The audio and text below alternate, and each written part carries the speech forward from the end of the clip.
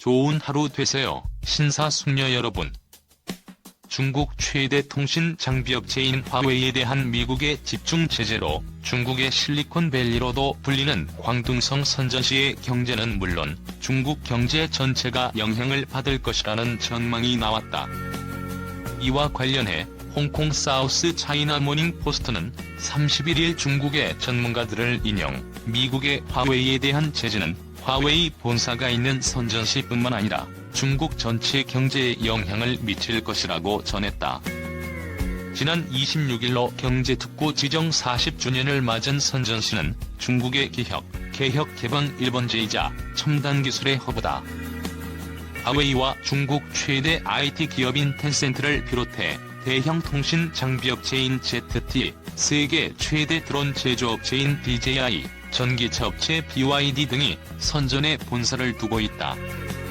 선전에 있는 당대 사회관찰연구소의 류카이밍 소장은 SCMP 인터뷰에서 중국의 화웨이를 대신해 중국의 기술과 세계화를 이끌 만한 다른 기업은 없다고 결론 내렸다.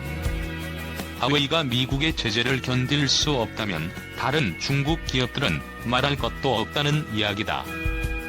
광둥성 정부에 자문하는 싱크탱크인 광둥체제개혁연구회의 펑펑 부회장은 화웨이 제재가 중국 전역에 부정적인 영향을 미칠 것이라면서 이는 중국의 글로벌 기업들이 더는 환영받지 못한다는 신호라고 해석했다.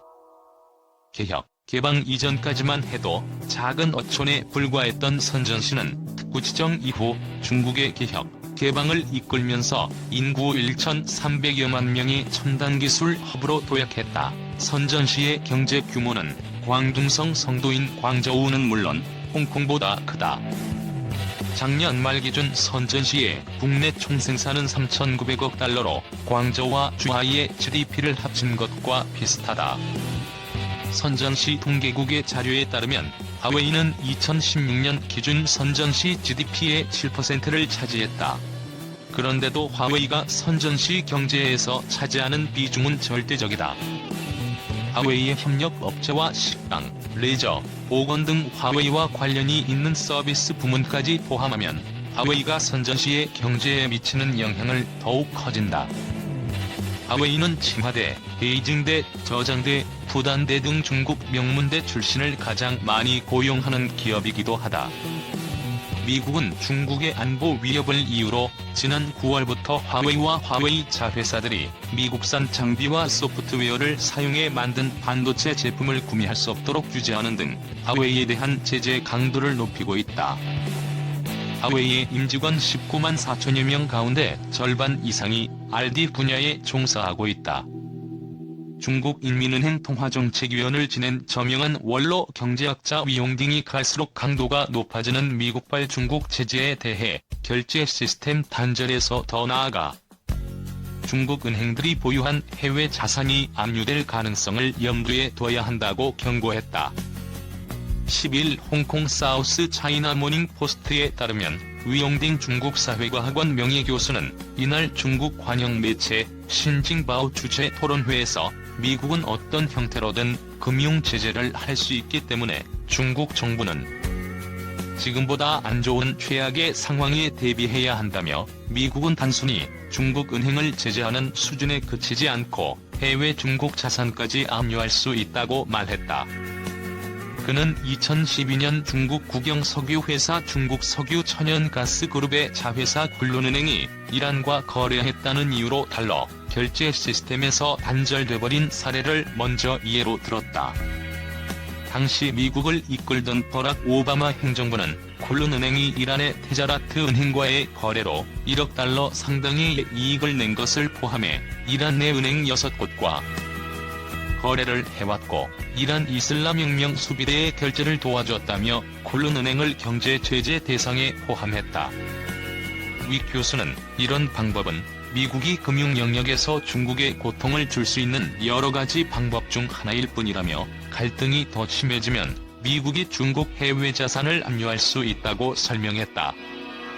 대중 정책에 있어 오바마 행정부보다 더 강도 높은 제재를 내놓고 있는 트럼프 행정부라면 이전보다 더한 제재를 서스럼 없이 내놓을 것이라는 관측이다.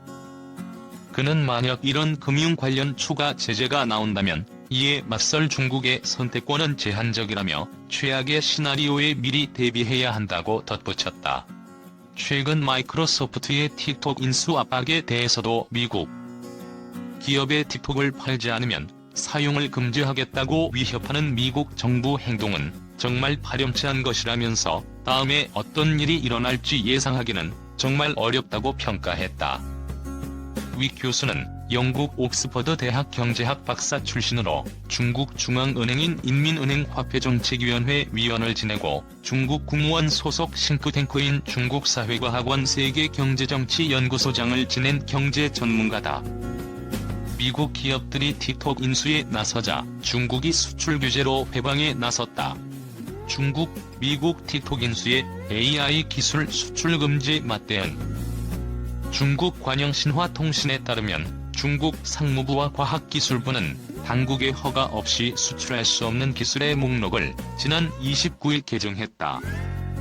이 목록에는 텍스트 분석, 콘텐츠 추천, 스피치 모델링, 음성 인식과 같은 전산, 데이터 처리 기술도 포함됐다.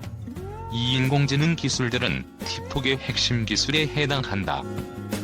중국 정부의 통상 고문인 주입한 중국 대외경제무역대학 교수는 신화통신 인터뷰에서 틱톡의 모기업인 바이트댄스가 해외 기업들의 알고리즘 업데이트를 제공하는 것은 기술 수출에 해당한다고 설명했다. 신화통신은 틱톡의 모기업인 바이트댄스가 새 수출 규제 목록을 조심스럽게 살펴보고 매각 협상을 중단할지 고려해야 할 것이라고 보도했다. 미국 월스트리트저널은 미국 기업들이 핵심 기술을 건네받지 못하면 틱톡을 인수하더라도 운영에 어려움을 겪을 수 있다며 이번 수출 규제로 인수 합병 협상이 차질을 빚을 수 있다고 우려했다. 도널드 트럼프 미국 대통령은 바이트댄스가 중국 공산당의 요청에 따라 미국인들의 개인정보를 넘길 수 있다고 경고했다. 미국에서 1억 명에 가까운 사람들이 애용하는 틱톡이 국가안보 위협으로 작용할 수 있다는 명분으로 미국 내 사용 금지, 미국 내 자산 매각을 강제하는 행정명령도 내렸다. 이에 따라 마련된 틱톡 인수 전에는 기술기업 마이크로소프트, 오라클, 유통업체 월마트 등 미국 기업들이 참여하고 있다. WSJ는 중국의 새 수출 규제에 대해 백악관, MS, 오라클, 월마트 등의 발언을 요청했지만 답하지 않았다고 보도했다. MS와 월마트는 공동인수를 위한 제휴를 추진 중이다.